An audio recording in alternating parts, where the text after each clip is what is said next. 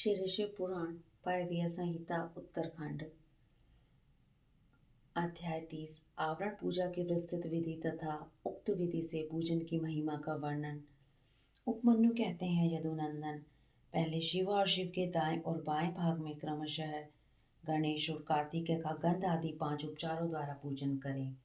फिर इन सब के चारों ओर ईशान से लेकर सधोजात पर्यंत 5 ब्रह्म मूर्तियों का शक्ति सहित क्रमशः पूजन करें। यह प्रथम आवरण में किया जाने वाला पूजन है। इसी आवरण में हृदय आदि 6 अंगों तथा शिव और शिवा का अग्निकोण से लेकर पूर्व दिशा पर्यंत 8 दिशाओं में क्रमशः पूजन करें। वहीं वामा आदि शक्तियों के साथ वाम आदि 8 रुद्रों की पूर्व आदि दिशाओं में क्रमशः पूजा करें।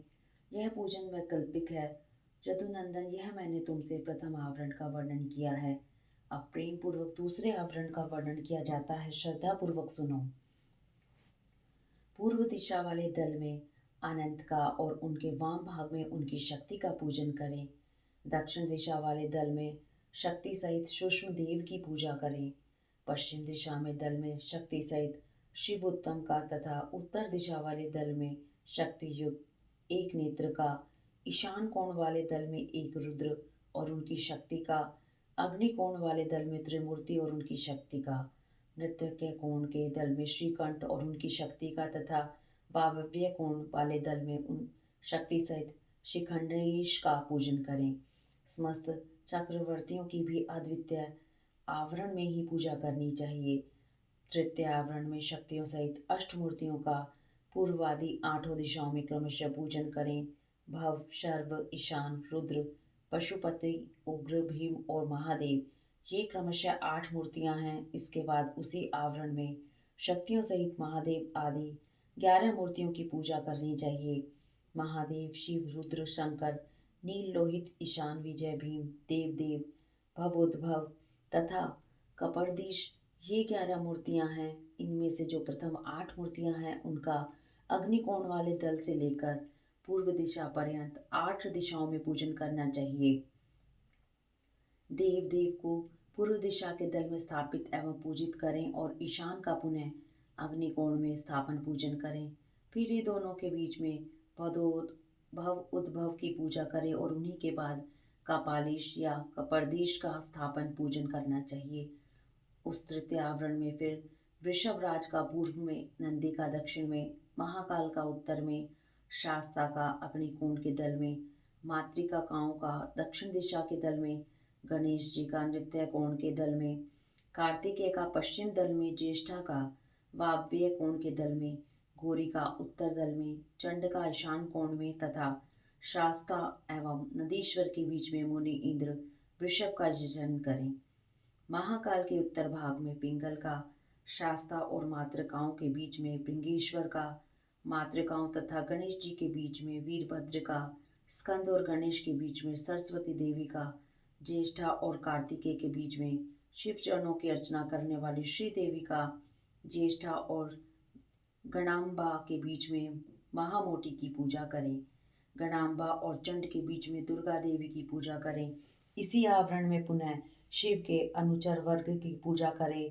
इस अनुचर वर्ग में रुद्रगण, प्रमथगण और भूतगण आते हैं। इन सब के विविध रूप हैं और ये सब के सब अपनी शक्तियों के साथ हैं। इनके बाद एकाग्रचित हो शिवा के सखी वर्ग का भी ध्यान एवं पूजन करना चाहिए। इस प्रकार तृतीय आवरण के देवताओं का विस्तार पूर्वक पूजन हो जाने पर उसके बाह्य भाग में चतुर्थ आवरण का चिंतन एवं पूजन करें। पूर्व दल में सूर्य का, दक्षिण दल में चतुर्मुख ब्रह्मा का, पश्चिम दल में रुद्र का और उत्तर दिशा के दल में भगवान विष्णु का पूजन करें। इन चारों देवताओं के भी पृथक पृथक आवरण हैं। इनके प्रथम आवरण में 6 अंगों तथा दीप्ता आदि शक्तियों की पूजा करनी चाहिए। दीप्ता, सुषमा, जया, भद्रा, विभूति, विमला, अमोघा और विधुता, इनकी क्रमशः पूर्व आदि 8 दिशाओं में स्थिति है। द्वितीय आवरण में पूर्व से लेकर उत्तर तक क्रमशः 4 मूर्तियों की और उसके बाद उनकी शक्तियों की पूजा करें। आदित्य, भास्कर, भानु और रवि, ये 4 मूर्तियां क्रमशः पूर्व आदि चारों दिशाओं में पूजनीय हैं। तत्पश्चात अर्क, ब्रह्मा, रुद्र तथा विष्णु, ये 4 मूर्तियां भी पूर्व आदि दिशाओं में पूजनीय हैं। पूर्व दिशा में विस्तरा, दक्षिण दिशा में सूतरा, पश्चिम दिशा में बोधिनी और उत्तर दिशा में आप्यायिनी की पूजा करें।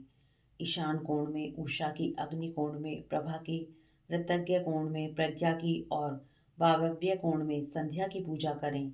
इस तरह द्वितीय आवरण में इन सब की स्थापना करके विधिवत पूजा करनी चाहिए। तृतीय आवरण में सोम, मंगल, बुद्धिमानों में श्रेष्ठ बुध, विशालकाय बुद्धि बृहस्पति, तेजोनिधि शुक्र, शनिश्चर तथा धूम्र वर्ण वाले भयंकर राहु केतु का पूर्वादि दिशाओं का पूजन करें अथवा द्वितीय आवरण में द्वादश आदित्यों की पूजा करनी चाहिए और तृतीय आवरण में द्वादश राशियों की, उसके बाह्य भाग में 7 गणों की सब और पूजा करनी चाहिए। ऋषियों, देवताओं, गंधर्वों, नागों, अप्सराओं, ग्रामणियों, यक्षों, जातुधानों, 7 छंदों में अश्वों तथा वालखिलियों का पूजन करें। इस तरह तृतीय आवरण में सूर्य देव का पूजन करने के पश्चात 3 आवरणों सहित ब्रह्मा जी का पूजन करें।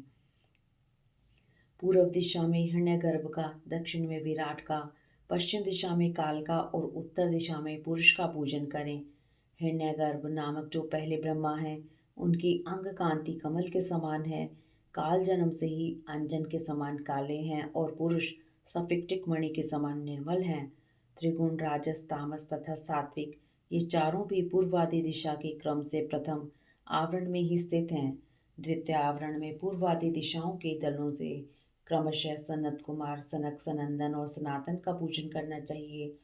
तत्पश्चात तीसरे आवरण में 11 प्रजापतियों की पूजा करें। उनमें से प्रथम 8 का तो पूर्वादि 8 दिशाओं में पूजन करें, फिर शेष 3 का पूर्वादि के क्रम से अर्थात पूर्व, दक्षिण एवं पश्चिम में स्थापन पूजन करें।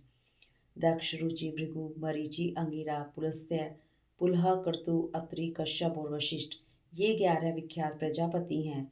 इनके साथ इनकी पत्नियों का भी क्रमशः पूजन करना चाहिए। प्रसूति, आकुति, खयाति, संभूति, धृति, समृति, चमा, सन्नति, अनसुया, देवमाता, अदिति तथा अरुंधति, ये सभी ऋषि पत्नियां पतिव्रता, सदाशिव पूजन पारायणा, कांतिमती और प्रिय दर्शना परम सुंदरी हैं। अथवा प्रथम आवरण में चारों वेदों का पूजन करें, फिर द्वितीय आवरण में इतिहास पुराणों की अर्चना करें तथा तृतीय आवरण में धर्मशास्त्र सहित संपूर्ण वैदिक विद्याओं का सब ओर से पूजन करना चाहिए। 4 वेदों को पूर्वादि चारों दिशाओं में पूजना चाहिए। अन्य ग्रंथों को अपनी रुचि के अनुसार 8 या 4 भागों में बांटकर सब और उनकी पूजा करनी चाहिए। इस प्रकार दक्षिण में 3 आवरणों से युक्त ब्रह्मा जी की पूजा करके पश्चिम में आवरण सहित रुद्र का पूजन करें। ईशान आदि 5 ब्रह्म और हृदय आदि 6 अंगों को रुद्रदेव का प्रथम आवरण कहा गया है। द्वितीय आवरण विदेश्वर में है। तीसरा आवरण में भेद है, अतः उसका वर्णन किया जाता है। उस आवरण में पूर्वादि दिशाओं के क्रम से त्रिगुणादि 4 मूर्तियों की पूजा करनी चाहिए। पूर्व दिशा में पूर्ण रूप शिव नामक महादेव पूजित होते हैं। इनकी त्रिगुण संज्ञा है क्योंकि ये त्रिगुणात्मक जगत के आश्रय हैं। दक्षिण दिशा में राजस पुरुष के नाम से प्रसिद्ध सृष्टिकर्ता ब्रह्मा का पूजन किया जाता है, ये भव कहलाते हैं। पश्चिम दिशा में तामस पुरुष अग्नि की पूजा की जाती है, इन्हीं को संहारकारी हर कहा गया है। उत्तर दिशा में सात्विक पुरुष सुखदायक विष्णु का पूजन किया जाता है, ये ही विश्व पालक वृड है। इस प्रकार पश्चिम भाग में शंभु के शिव रूप का जो 25 तत्वों का साक्षी 26वां तत्व रूप है, पूजन करके उत्तर दिशा में भगवान विष्णु का पूजन करना चाहिए। इनके प्रथम आवरण में वासुदेव को, पूर्व में अनिरुद्ध को, दक्षिण में प्रद्युम्न को, पश्चिम में और संकर्षण को उत्तर में स्थापित करके इनकी पूजा करनी चाहिए। यह प्रथम आवरण बताया गया है। अब द्वितीय शुभ आवरण बताया जाता है। मत्स्य, कूर्म, वराह, नरसिंह, वामन तीनों में से एक राम, आप, श्री कृष्ण और हयग्रीव ये द्वितीय आवरण में पूजित होते हैं। तृतीय आवरण में पूर्व भाग में चक्र की पूजा करें, दक्षिण भाग में कहीं भी प्रतिहत न होने वाले नारायण अस्त्र का यजन करें, पश्चिम में पांचजन्य का और उत्तर में शांख धनुष की पूजा करें। इस प्रकार 3 आवरणों से युक्त साक्षात विश्व नामक परम हरि महाविष्णु की जो सदा सर्वत्र व्यापक है मूर्ति में भावना करके पूजा करें। इस तरह विष्णु के चतुर्व्यूह क्रम से 4 मूर्तियों का पूजन करके क्रमशः उनकी 4 शक्तियों का पूजन करें। प्रभा का अग्निकोण में, सरस्वती का नृत्य कोण में, गण अंबिका का वायव्य कोण में तथा लक्ष्मी का ईशान कोण में पूजन करें। इसी प्रकार भानु आदि मूर्तियों और उनकी शक्तियों का पूजन करके उसी आवरण में लोकेश्वरों की पूजा करें। उनके नाम इस प्रकार हैं: इंद्र, अग्नि, यम, नृतगी, वरुणी, वायु, सोम, कुबेर तथा ईशान। इस प्रकार चौथे आवरण की विधि पूर्वक पूजा संपन्न करके बाह्य भाग में महेश्वर के आयुधों की अर्चना करें। ईशान कोण में तेजस्वी त्रिशूल की, पूर्व दिशा में वृक्ष की, अग्नि कोण में परशु की, दक्षिण में बाण की, नृतज्ञ कोण में खड़ग की, पश्चिम में पाश की, वायव्य कोण में अंकुश की और उत्तर दिशा में पिनाक की पूजा करें। तत्पश्चात पश्चिमाभिमुख रौद्र रूपधारी क्षेत्रपाल का अर्चन करें।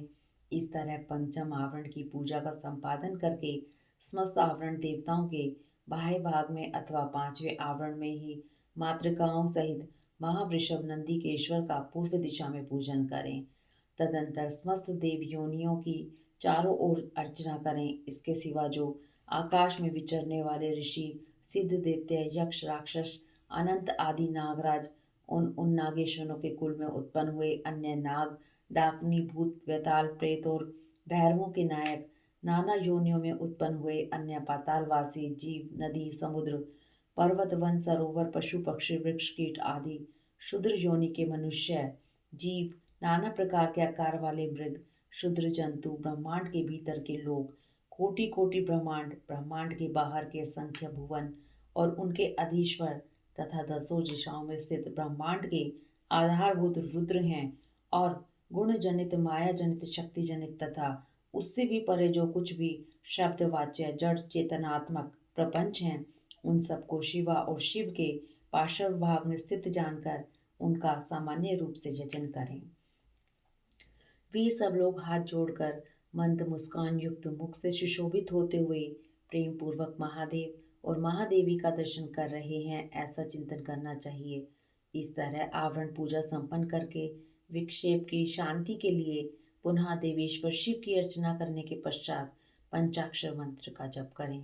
तदंतर शिव और पार्वती के सम्मुख उत्तम व्यंजनों से युक्त तथा अमृत के समान मधुर, शुद्ध एवं मनोहर महाचरु का निवेदन करें। यह महाचरु 32 आढ़क लगभग 3 मन 8 सेर का हो तो उत्तम है और कम से कम 1 आढ़क 4 सेर का हो तो निम्न श्रेणी का माना गया है। अपने वैभव के अनुसार जितना हो सके महाचरु तैयार करके उसे श्रद्धापूर्वक निवेदित करें। तदंतर जल और तांबूल, इलायची आदि निवेदन करके आरती उतारकर शेष पूजा समाप्त करें। याग के उपयोग में आने वाले द्रव्य, भोजन, वस्त्र आदि को उत्तम श्रेणी का ही तैयार करा कर दें। भक्तिमान पुरुष वैभव होते हुए धन व्यय करने में कंजूसी न करे। जो शठ या कंजूस है और पूजा के प्रति उपेक्षा की भावना रखता है, वह यदि कृपणतावश कर्म को किसी अंग से हीन कर दे तो उसके वे काम्य कर्म सफल नहीं होते, ऐसा सत्पुरुषों का कथन है। इसलिए मनुष्य यदि फल सिद्धि का इच्छुक हो तो उपेक्षा भाव को त्याग कर संपूर्ण अंगों के योग से काम्य कर्मों का संपादन करे। इस तरह पूजा समाप्त करके महादेव और महादेवी को प्रणाम करे। फिर भक्ति भाव से मन को एकाग्र करके स्तुति पाठ करे। स्तुति के पश्चात साधक उत्सुकता पूर्वक कम से कम 108 बार और संभव हो तो 1 से 1000 से अधिक बार पंचाक्षरी विद्या का जप करे। तत्पश्चात क्रमशः विद्या और गुरु की पूजा करके अपने अभ्युदय और श्रद्धा के अनुसार यज्ञ मंडप के सदस्यों का भी पूजन करे। फिर आवरणों सहित देवेश्वर शिव का विसर्जन करके यज्ञ के उपकरणों सहित वह सारा मंडल गुरु को अथवा शिव चरणाश्रित भक्तों को दे दे, अथवा उसे शिव के ही उद्देश्य से शिव के क्षेत्र में समर्पित कर दे, अथवा समस्त आवरण देवताओं का यथोचित रीति से पूजन करके 7 प्रकार के होम द्रव्यों द्वारा शिवाग्नि में इष्ट देवता का यजन करे। यह 3 लोकों में विख्यात योगेश्वर नामक योग है। इससे बढ़कर कोई योग त्रिभुवन में कहीं नहीं है। संसार में कोई ऐसी वस्तु नहीं जो इससे साध्य न हो। इस लोक में मिलने वाला कोई फल हो या परलोक में इसके द्वारा सब सुलभ है। यह इसका फल नहीं है, ऐसा कोई नियंत्रण नहीं किया जा सकता, क्योंकि संपूर्ण श्रेयों रूप साध्य का यह श्रेष्ठ साधन है। यह निश्चित रूप से कहा जा सकता है कि पुरुष जो कुल फल चाहता है वह सब चिंतामणि के समान इससे प्राप्त हो सकता है। तथापि किसी क्षुद्र फल के उद्देश्य से इसका प्रयोग नहीं करना चाहिए, क्योंकि किसी महान से लघु फल की इच्छा रखने वाला पुरुष स्वयं लघुतर हो जाता है। महादेव जी के उद्देश्य से महान या अल्प जो भी कर्म किया जाए वह सब सिद्ध होता है। अतः उन्हीं के उद्देश्य से कर्म का प्रयोग करना चाहिए। शत्रु तथा मृत्यु पर विजय पाना आदि जो फल दूसरों से सिद्ध होने वाले नहीं हैं, उन्हीं लौकिक या पारलौकिक फलों के लिए विद्वान पुरुष इसका प्रयोग करें। महापातकों में महान रोग से भय आदि में तथा दुर्भिक्ष आदि में यदि शांति करने की आवश्यकता हो तो इसी से शांति करें। अधिक बढ़ बढ़कर बातें बनाने से क्या लाभ। इस योग को महेश्वर शिव ने श्यामों के लिए बड़ी भारी आपत्ति का निवारण करने वाला अपना निजी अस्त्र बताया है। अतः इससे बढ़कर यहाँ अपना कोई रक्षक नहीं है। ऐसा समझकर इस कर्म का प्रयोग करने वाला पुरुष शुभ फल का भागी होता है। जो प्रतिदिन पवित्र एवं एकाग्रचित होकर स्त्रोत मात्र का पाठ करता है वह भी अभिष्ट प्रयोजन का अष्टमांशा फल पा लेता है। जो अर्थ का अनुसंधान करते हुए पूर्णिमा, अष्टमी अथवा चतुर्दशी को उपवास पूर्वक स्तोत्र का पाठ करता है उसे आधा अभिष्ट फल प्राप्त हो जाता है। जो अर्थ का अनुसंधान करते हुए लगातार 1 मास तक स्तोत्र का पाठ करता है और पूर्णिमा, अष्टमी एवं चतुर्दशी को व्रत रखता है वह संपूर्ण अभिष्ट फल का भागी होता है। इति श्री अध्याय 30। हरिओम तत्सत। हरिओम तत्सत।